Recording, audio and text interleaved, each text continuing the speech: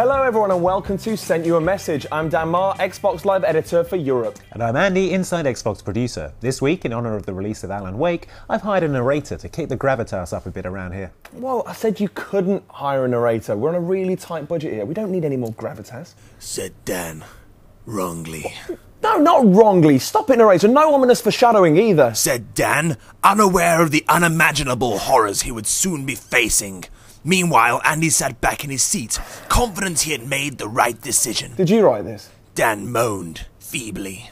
Oh, come on, that wasn't a moan. Dan whined through teeth currently unshattered by monsters. Andy, stop him. All right. Lysander, take 5, yeah?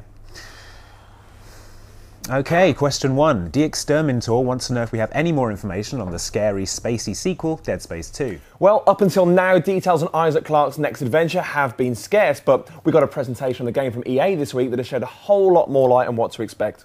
So, it's set 3 years after Dead Space 1 on a huge space city known as the Sprawl. Isaac Clarke returns as the main character, although EA are now referring to him as Isaac 2.0, with a new shooting system, new controls, improved telekinesis, and new stasis and weapon upgrades. He's also now imperceptibly taller and an Olympic-level show jumper, although this will not feature in the game in any way. What, due to it not being true? Mostly, yeah. Well, what's more, while throughout almost the whole of Dead Space 1, Isaac was stoically mute, this time he's much more of a relatable character. He talks and his helmet even retracts, showing his face once in a while. According to EA, Isaac is now calling the shots, so it looks like his experiences in Dead Space 1 have turned him from Gordon Freeman into Duke Nukem. Well, maybe not that extreme, but expect to hear a lot more from Mr. Clarke this time around. Dead Space 1 was all about the strategic dismemberment, where you had to remove your enemy's limbs to slow them down and disable them. Dead Space 2 takes this further with the addition of the ability to impale enemies.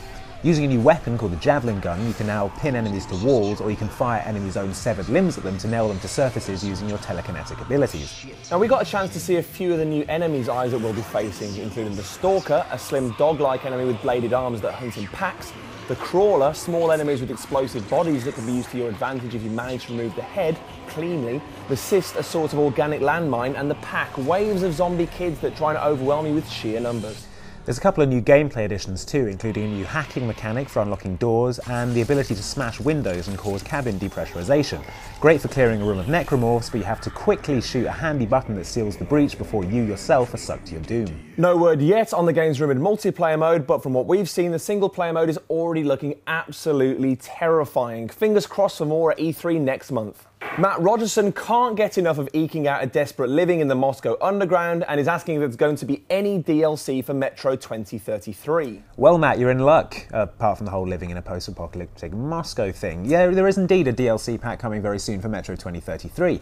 Called the Ranger Pack, it adds new weapons, new achievements, totaling an extra 250 gamer score, and a new game mode called, appropriately enough, Ranger Mode. Ranger Mode comes in 2 delicious flavours. Standard, where you carry less ammo and the enemies are tougher, but your weapons deal a lot more damage. And Hardcore, which removes the heads-up display for what the developers call the most immersive Metro 2033 experience yet. The 2 new weapons mentioned are the heavy automatic shotgun and the Volt Driver, which is apparently Miller's signature gun, the show-off. No word yet on pricing and release date, but it's apparently due in the very near future, like robot butlers and custom holographic outfits for robot butlers. Yeah, I think it's going to arrive a bit sooner than that. Let's hope.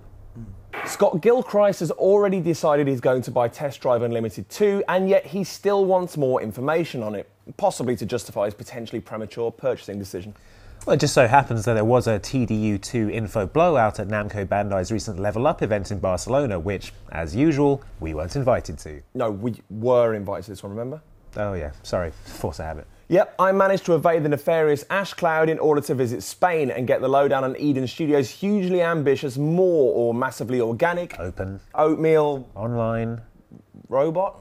racer.